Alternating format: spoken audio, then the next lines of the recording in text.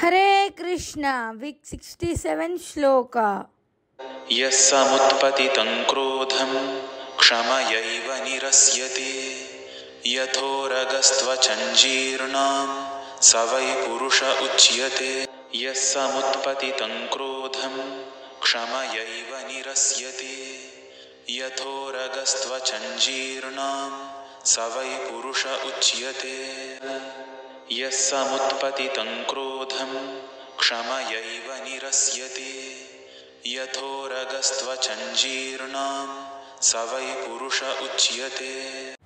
అనువాదము పాము తన కుబసము విడిచినట్లు ఎవరైతే లేచిన తన క్రోధమును క్షమతో విడవగలడో వాడే పురుషోత్తముడు. Translation Like a snake sheds its skin, the one who drives away the rising anger with tolerance, he alone is called a truly wise man. Hare Krishna, Hari Bol.